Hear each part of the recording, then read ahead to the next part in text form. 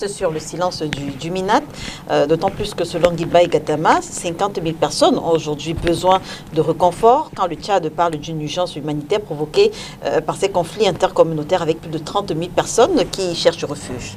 Vous connaissez le patron du MINAT, c'est Paul Biya. Paul Biya dit quoi sur cette situation? C'est-à-dire que depuis qu'on a eu cette tuerie, le président de la République est resté muet. Pourquoi voulez-vous... Non, le président a parlé à travers les ministres de la communication. Il y a une communiqué du gouvernement. Non, j'ajoute pour les gens. Mais il ne vous a pas dit qu'il avait besoin d'un ajout de votre part. La présidence de la République a une cellule de communication. Le président de la République a une page Facebook, une page Twitter, où tous les jours, il a remercié la réélection d'Adama Barros, il a remercié la dame qui a reçu un prix, il a remercié, je suis sa page... Le Camerounais qui était nommé à, je sais pas, c'est aux Nations Unies. Justement, je suis sa page tous les jours, dont le président de la République a des canaux avec lesquels il communique avec l'ensemble des Camerounais. Sur ces canaux-là, on n'a vu aucune réaction du président de la République. Donc, ne demandez pas à M. Antangandji, qui n'est que sa créature, comme l'avait dit. Et maintenant, à travers les documents officiels. On ajoute, non, vous êtes là sur les canaux des réseaux sociaux, non?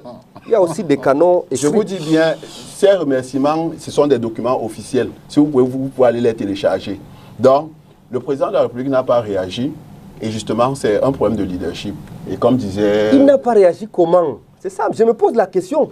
Quand vous allez prendre la parole, vous allez parler. On peut aller sur la page... On peut aller rapidement sur la page. On peut aller rapidement voir les dernières. Il y a un communiqué du gouvernement, c'est le président qui parle à travers le gouvernement. Il a instruit que le MINAT sera à partir de la semaine prochaine. C'est lui qui agit. Mon cher ami, vous parlez de deux choses à part. Il y a un gouvernement. Parlons des dernières sorties, si on veut parler des sorties sur les réseaux sociaux du chef de l'État. En ce moment, je suis sur la page Facebook. Officielle. Voilà, président Paul Biya.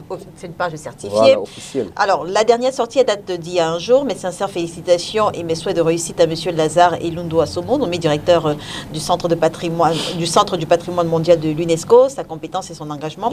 Il y a 4 jours, mes sincères félicitations à Mme Martha Wando, lauréate du prix Right Life Livelihood Award 2021, grâce au soutien de son ONG. Le 30 novembre, j'ai pris connaissance de la triste nouvelle du décès de M. Patrice Mandeng, ambassadeur, survenu à Yaoundé. Ancien ministre de l'économie. Effectivement. Très bon ministre de l'économie. Je veux dire, mais rien sur l'extrême nord. Bon. On peut remonter jusqu'en août. Leïla, ce que j'ai dit, hein, oui, monsieur Amadou. Le président de la République n'est pas resté indifférent de la situation des crises, des conflits intercommunautaires actuellement à l'extérieur du pays. Il est le plus informé d'entre nous tous sur ces plateaux. Il suit ces dossiers de près. Ce n'est pas parce qu'on n'a pas vu son tweet ou un communiqué. Non, il n'est pas silencieux. La première fois, il suivait toujours de près, non? Et quelle était la solution? Vous pensez que quand le premier ministre chef du gouvernement rencontre au chef d'État de l'évolution de la situation, vous voulez... Le Premier ministre n'a fait aucune sortie là-dessus. Le Premier ministre rencontre le président personnellement. Il n'a fait aucune sortie. Je ne parle pas de sorties officielles. Tu es souvent là quand il se rencontre. Vous voyez? Tu es souvent là. Et il a instruit au ministère Paul Antangandji. Qu'est-ce que tu dis là? Il faut lire les communiqués du gouvernement. Je veux dire, monsieur... À travers ces communiqués, c'est le président qui parle. Monsieur Amadou Mara, on parle quand même de plus de 40 Camerounais. Bon, encore que ça soit... Tout ce que vous dites, moi je vous comprends, Leïla, ne sois pas de leur côté. Voilà. Vous êtes professionnel. Le président est à l'écoute de ces populations. Il compatit.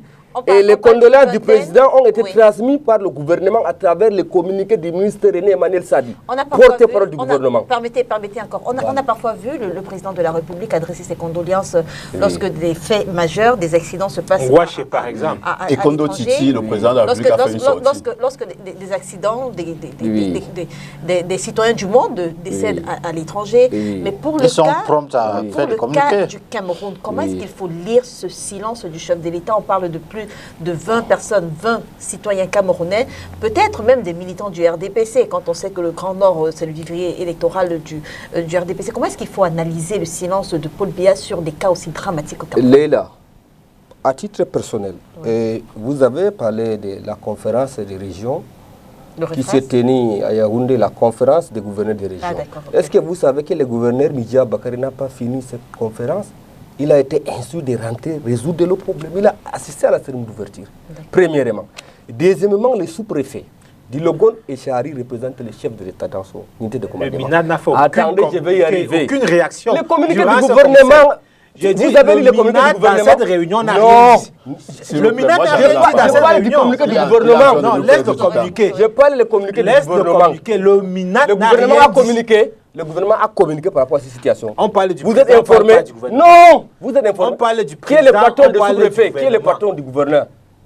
Que de parler, il a instruit à son collaborateur d'aller sur le terrain. D'accord, merci monsieur Omar. Le problème, ce n'est pas de parler sur les réseaux sociaux, c'est de résoudre le problème sur le terrain. Est-ce qu'il y a donc une solution? Voilà. C'est la deuxième fois. Est-ce que depuis la première fois, il y a une solution? Monsieur Amin Fodieu.